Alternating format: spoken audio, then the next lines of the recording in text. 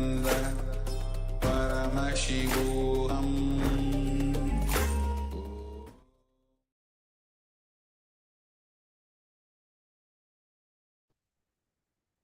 Yes. So we come to the end of this power manifestation. And again, let's continue to play with these higher level powers. Actually, Swamiji revealed in the case of materialization, it was that whenever we materialize if we're successful in materializing solid objects, like a small object like a rudraksha and stuff like that, it means that our root pattern has been removed from our inner space. And so you can imagine when it comes to teleportation, this is pretty much the same thing. It's essentially materializing an object, deassembling it from one location, reassembling it in another one. The more we play with these powers, with the right powerful cognitions in our inner space, it will reveal all the blind spots that we have, and it will empower us to overcome, to break all of them so that we are established in the complete completion and living with powerfulness. All right. So with this, let's now continue with our next session. If there is any experience that you'd like to share from this power manifestation, even if you felt that somehow the object was about to start, you witness some level of manifestation, or even inside your body, if you felt how, for example, the power of levitation is all about experiencing the same thing inside us at the level of our thought. Same way, when we are able to teleport object, it means that we experience this kind of control and mastery inside us. So if there's anything that you want to share, please do so, and be happy to know what your experience is. And otherwise, let's continue with our next session.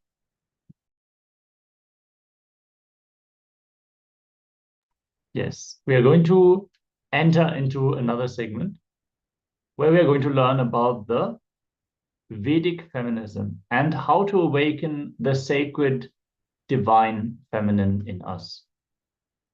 Understand there are three uniquenesses of the Vedic civilization. The first one is prana pratishtha, installing the energy of the divine in a deity, the Archavatar. The second one is incarnations, landing, the presence of enlightenment, spiritual ecosystems where incarnations can happen. And the third one is devotion to feminine consciousness. All three are unique words. Only feminine energy can be given the word sacred. And it has nothing to do with the gender male or female. It has to do with an inner quality. Coming to the word awakening, only the feminine needs to be awakened.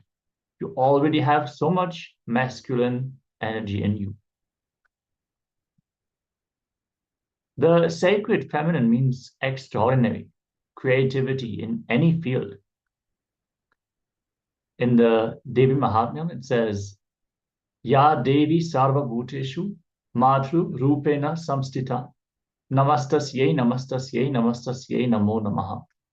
To that Devi, who in all beings is abiding in the form of mother, salutations to her, salutations to her, salutations to her, salutations again and again.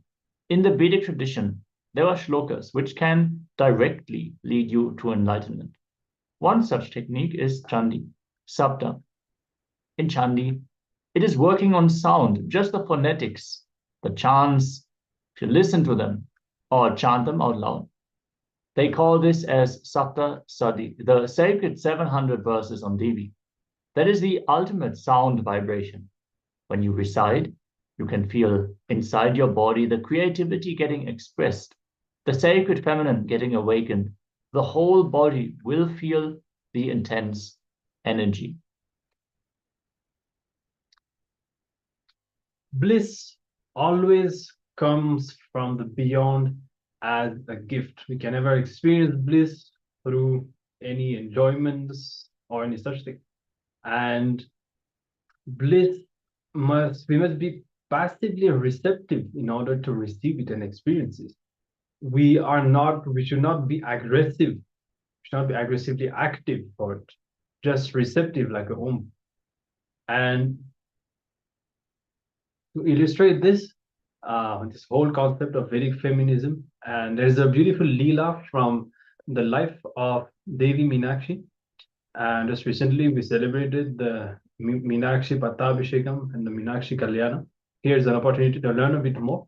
So Meenakshi, as you may know, is a Pandya princess, and she's an incarnation of Paramashiva Shakti herself, who incarnated in the 8th century. And throughout, at some point in her life, she went on a Digvijaya, and she conquered all the directions. She conquered the entire world up to Kailasa itself, where she defeated even Nandi. And she conquered Subramanya, she conquered Ganesha, and finally, there was nobody left other than Paramashiva himself. And she stood there in front of Paramashiva. And the moment she saw Paramashiva, she immediately fell in love. And the story says that for the first time in her life, Meenakshi understood and experienced what shyness was. And actually, Meenakshi, even though she was a woman, she was a queen, she was brought up as a king, not just as a queen, but as a king. She had a lot of power, and she was very aggressive, and she was really like a powerful king. And she had been trained into warfare, and she physically fought all the battles and killed many warriors by herself. And the story says that the moment she felt the shyness when she was standing in front of Paramashiva, the masculine components that she was carrying in her body all disappeared. And she just fell into the depth of the feminine consciousness. And this is where the physiological and the psychological mutation happened. The union of the masculine and the feminine energy happened inside her. Yes. Paramashiva is completion and Parashakti is listening. When you are in completion, you are established in Shiva, the masculine energy in you. If you are listening, you are established in Devi, the feminine energy in you. When you are in completion, Shiva will be available to you as Dakshinamurti. When there is incompletion, he will be in you as Kalabhairava to destroy the incompletions. Ramakrishna, Paramahamsa, says very beautifully, Shiva is the Brahman, but Devi has the key to Brahman. Unless she opens, nobody can reach. Very beautifully, he describes for the house. The house is there, but the key is on the hip of the mother. So either surrender to mother or to the people who are close to the mother. Her little kids can reach out to her hip and take the key from her. Still, the key is with the sacred feminine. In the past, Swamiji has conducted the Chandi Homa in various instances in a grand manner. He would gather all the people, gather all the priests, and conduct the Chandi Homa himself, which is an hour-long, many hours long Homa, fire ritual, where many offerings are given to the fire in the name of the divine feminine, and the Saptasadi is chanted, the Chandi is chanted, the 700 verses. So on November 7th, 2000, the Avatar conducted a full-fledged Chandi Homa ritual in the Raja Rajeshwari Kovil temple, located on the Girivalam path around the sacred Arunachala hill. The Girivalam path is a well-known road around the circumference of Arunachala hill, which is considered as a spiritual pilgrimage site for millions of Hindus. So along that road, he has conducted the Chandi Homa. In the Chandi Homa, the Vedic fire ritual, worshipping the divine feminine energy in the form of Chandi, the all-knowing and all-powerful form of Devi Parashakti. Parashakti is a main deity of the sacred feminine and the divine consort of Bhagavan Paramashiva. During this Homa, the form of Devi seated with a trishul, a holy trident, appeared in the flames as if to grace all the participants who gathered around to experience and receive the blessings of Parashakti herself. We are projecting a picture of Swamiji conducting the ritual of all the people present, and actually in the flame you can see how Devi Parashakti is gracing all the people who are standing by the ritual. Yes. Understand, for a man, the best way to experience the divine feminine consciousness is to spend time with a son or daughter, for them to grow up. Also, mentally mother yourself, where you help yourself and your personality to grow. Align your body the way you want to be, do yoga, pranayama, etc. You will experience the sacred feminine in your body. Align your mind the way you want. Get some powerful cognition. Understand, when we become mother for ourselves, see, when you are the mother, you only want the best for your child, and you will look out for your child and take care and see that they develop properly, and you want to give and nurture them. If you develop this same attitude towards yourself, when you see yourself doing something which you know is not good for you, take care of yourself and look and do the completion. See, where is it that you want to achieve something which drives you to do things which are not good for you, and just nurture yourself. From that very loving space, if you relate to yourself, that will awaken the divine feminine quality in you, where you can then also radiate that to the people around you. See, many times we want to help people. We want to help people in the outside world for some reason, sometimes even just for our own ego satisfaction. But if we want to truly contribute to other people's lives, we need to nurture ourselves. We need to develop this divine feminine quality. And then simply by our presence, by our very breath, we will enrich the life of others. We will contribute, we will nurture the people around us by our very presence. So with this said, let us learn about a different aspect of the divine feminine, which is the mother worship, which is deeply rooted in the Vedic tradition. Let us learn about this grand sacred science from Hinduism itself. Let's listen to Swamiji as he shares about the mother worship. Please understand, first and foremost relationship is mother. Ability to learn, even idea to relate starts with mother. How to relate starts with mother. Understand? Your idea to relate, your ability to relate starts with mother. Mother's contribution in your life, either by doing some things or by not doing some things. Please understand, even if she was not there in your life, the impact of that remains forever. Either she is there or not there, her impact on you remains forever.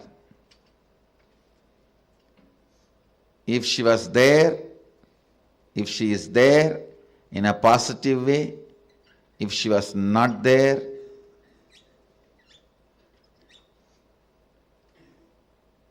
her absence impacts you forever, I tell you.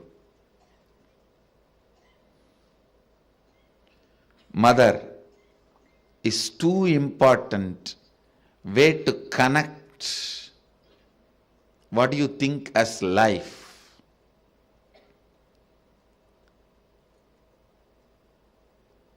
In Vedic tradition,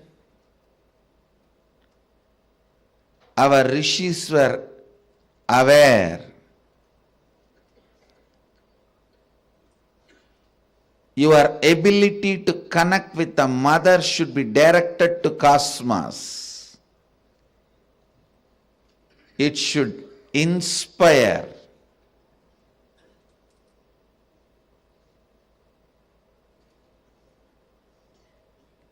It should awaken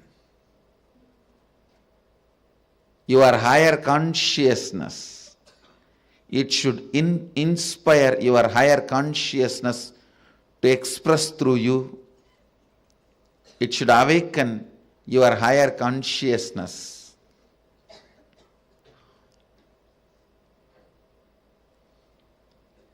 Connecting with life as mother is the most sweetest, most beautiful, most easiest form to ever connect.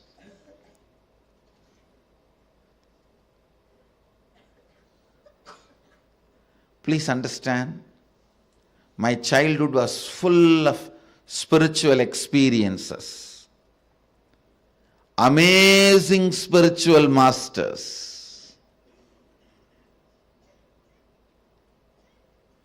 great yogis like Raghupati Yogi, Vibhudananda Puri, the personalities of their stature, Ram Surat Kumar, Annamalai Swamigal, Sadhu Om. I can list the personalities, great spiritual personalities. And I was exposed to all the spiritual thought currents and traditions like Vedanta, Saiva Siddhanta, Shaivism,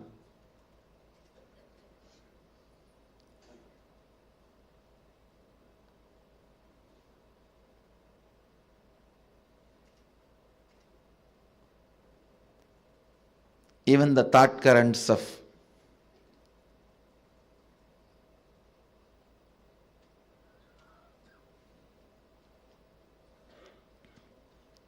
Sankhya, Yoga,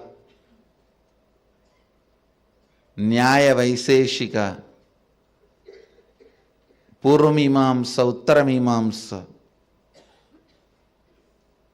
various yogic sampradayas. But I tell you, I found most easiest, most powerful,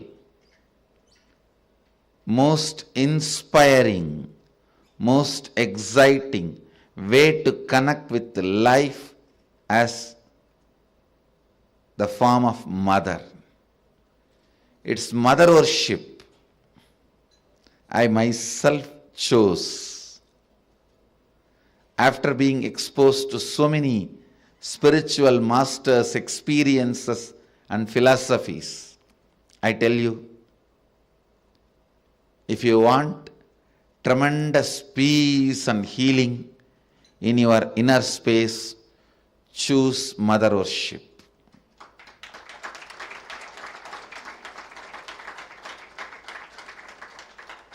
Even with your guru or your Ishtadevata, relate as mother, you will see the kind of a healing in your biomemory. It will lead to extraordinary healing. unimaginable healing, extraordinary completion, unimaginable completion. Blessed are those who had responsible mother till you became 14. Actually, till 14 only you need. Till you become physically matured, you need mother. Blessed are those who had life around their mother till 14. I tell you, till 14, if you had mother living around you, living with you, then you know how to connect with mother. You don't need a separate lesson. Connect with the divine the same way.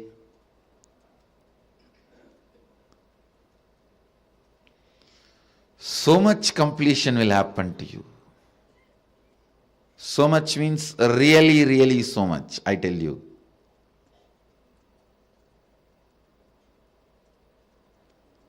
There are various attitudes, bhavas, techniques, methods to connect with the divine, higher consciousness, but nothing like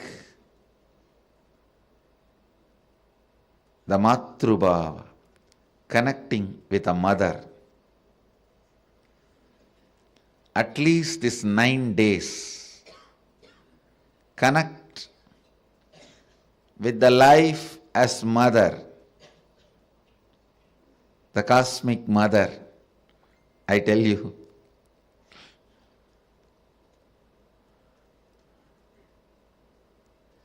Then you will understand, you will never be same again after these 9 nights. These 9 nights, not only you will wake up, you will be awakened.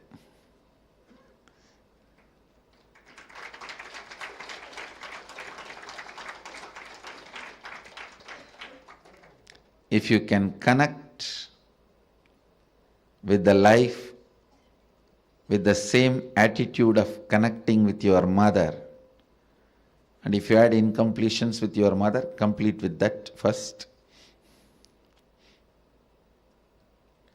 And connect with the cosmos, the cosmic mother.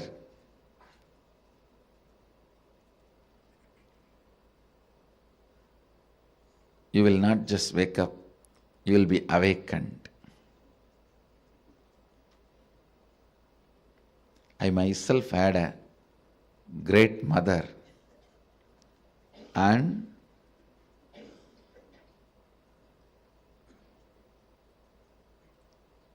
amazing connection with life in the form of mother.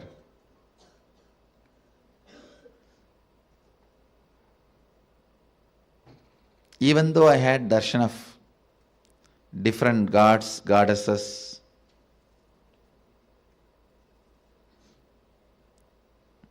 Mahadeva himself in the form of Arunagiri Yogeshwara, but everything was in the undercurrent, with the undercurrent of mother. Even Arunagiri Yogeshwara, he was so much mother for me than Guru. Even Raghupati Yogi, a old yogi, so much of motherliness I experienced with him than his Gurugiri, than him being a Guru. I tell you, of course, Mata Vibhudananda Puri, she's a woman, an elderly woman. By nature, naturally you will experience her motherhood. But even with Raghupati Yogi, the kind of a motherliness I experienced is amazing. Connect with cosmos, the form of mother. You will experience so much so much completion, so much motherliness in everything.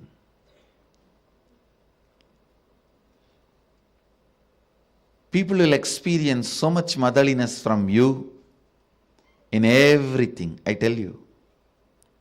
When motherliness starts oozing out in you, even the chair on which you sit will become complete.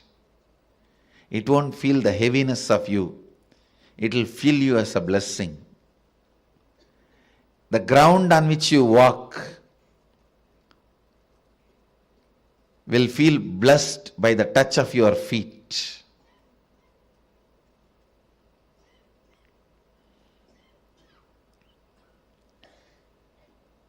The air you breathe will be blessed. People whom you see with your eyes will experience that love and compassion. I tell you, nothing can be compared to receiving the love of motherliness and sharing, radiating the love of motherliness. If you can't radiate, receive and radiate, whoever you may be, you waste your life. You are missing one of the major dimensions of your life. Whether you relate with your Guru or your God, it can be any God, Shiva, Vishnu, Parvati, Durga, Kali, Ganesha, Subramanya, any God. If you can relate with the tremendous motherliness, if you can perceive motherliness from your God and Guru and radiate that motherliness to the people around you, you have succeeded in the game of completion. You will bring so much completion into you and to others. So much completion into you and to others. My Navaratri message to all of you: connect with the whole world as you connect with your mother.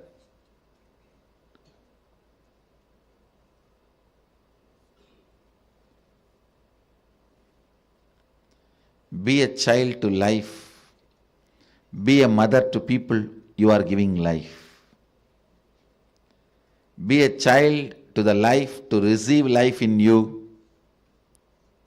Be a mother to people to whom you are giving life. That is enough. You will bring so much of healing and completion to the planet Earth, wherever you move, whatever you do, whether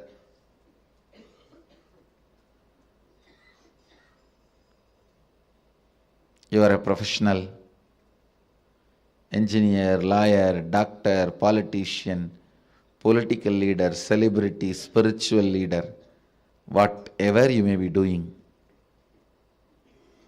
motherliness completes you and others. Today I wanted the Vakyartha Sadas to be done on connecting with life as mother. Being a child to life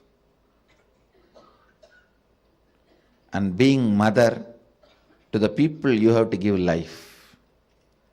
Being a child and being a mother. Have Vakyartha Sadas on this subject and internalize.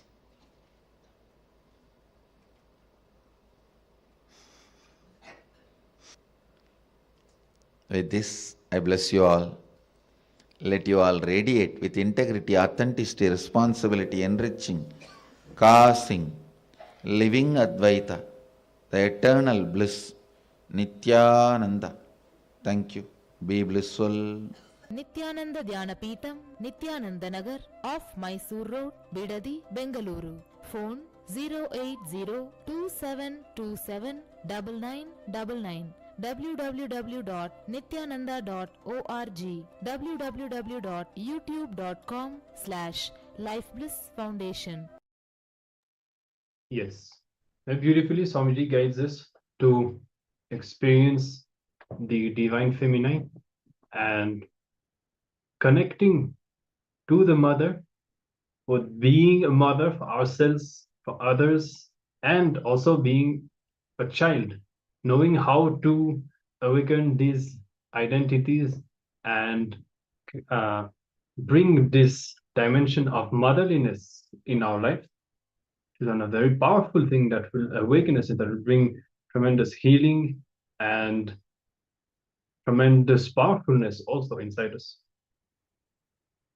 So we are going to be having a short internalization exercise where we are going to contemplate a bit on these principles that we have just learned and seeing how we can awaken this motherliness inside us.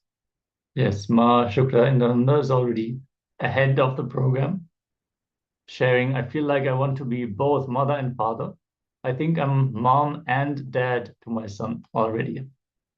Yes, we are going to enter into a process which is like literally about that. We're going to have a somewhat meditation where we're going to meditate on the sacred feminine energy, the mother energy, the healing energy. Just remember yourself as the cosmic mother. Just remember yourself as Devi. If you are praying on the cosmic mother and you are a woman, it will add Veda, courage in you. For man, if you meditate on the divine feminine, it will add grace to you. So before we enter into the internalization exercise, let us just sit for a moment and just feel inside. What is the cognition? What is the feeling? When you feel inside, what do you feel about the divine, the sacred feminine? If you just visualize even the ideas that you carry about what is feminine, if you think and you connect in a complete sense, what is the feminine expression or the creativity, whatever you feel as the feminine expression, if you meditate and contemplate on that, as in any samyama, whatever you contemplate on, whatever you visualize actively in your inner space, what you ponder upon, you manifest that. So when the feminine energy opens up in a female body, it expresses as Veda, as courage. And in a male body, it will express as grace, the warmth of a mother, the motherliness. From this space, entering into the divine feminine consciousness, let us now sit and internalize. First, when you spend time with children, be it your own or others, what do you feel? And in the second step, take some time for each of these steps. In the second step, when have you felt you were a mother to yourself mentally? How did you feel about this? How do you feel mothering yourself has expressed in your life? When you think about taking care of your own child, the motherliness expressing, or even taking care of your friends. You might have had friends over and you wanted them to feel like they are your children. You're taking the best care of them. When do you feel you express the same bhava, the same feeling connection for yourself also? Just internalize this. Let us sit for a moment in that sacred feminine space.